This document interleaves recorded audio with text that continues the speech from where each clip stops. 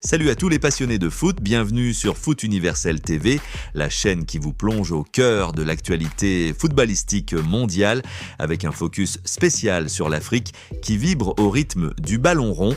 Aujourd'hui, on va vous faire exploser la tête avec des infos exclusives sur la CAN 2025.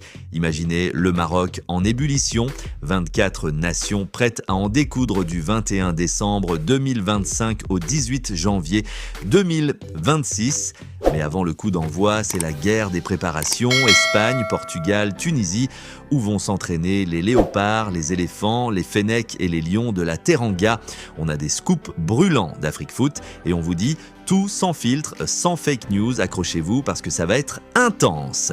Si vous aimez le foot authentique, abonnez-vous, likez et activez la cloche pour ne rien rater. Allons-y, chers amis, la Coupe d'Afrique des Nations 2025 approche à grands pas et les sélectionneurs des 24 équipes qualifiées sont sur le pied de guerre, pendant que certains, comme Thierry Mouyouma du Gabon, Marc Brice du Cameroun, Eric Schell du Nigeria et Sébastien Desabre de la RD Congo, se concentrent sur les barrages africains de la Coupe du Monde 2026, prévue du 13 au 16 novembre à Rabat au Maroc. Les autres peaufinent leurs plans pour les matchs amicaux de novembre et surtout pour la courte mais cruciale préparation à la phase finale de la CAN.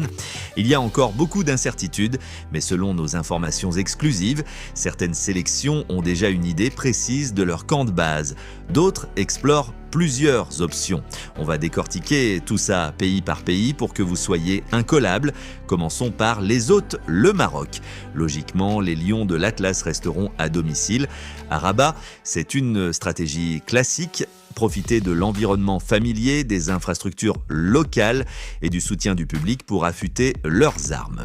Pareil pour l'Égypte, le Gabon et la Tunisie, ces équipes devraient, d'après nos sources, préparer la compétition sur leur propre sol. Pourquoi s'exiler quand on a tout ce qu'il faut chez soi? Ça permet d'économiser du temps, de l'argent et de se concentrer sur l'essentiel, le jeu. Mais attention, d'autres nations optent pour l'exil stratégique. Et c'est là que ça devient passionnant. Prenons la RD Congo, les léopards, dirigés par Sébastien Desabre. Selon les infos d'Afrique Foot, ils ont choisi l'Espagne comme terre d'accueil. Plus précisément, ils séjourneront plusieurs jours près d'Alicante, une région ensoleillée avec des terrains d'entraînement de top niveau. Pourquoi l'Espagne? Le climat méditerranéen ressemble à celui du Maroc en hiver et les installations sont modernes. Les léopards ne viennent pas en touristes, ils sont à la recherche d'au moins un adversaire pour un match amical. Imaginez un sparring partner européen ou africain pour tester leur forme avant le grand rendez-vous.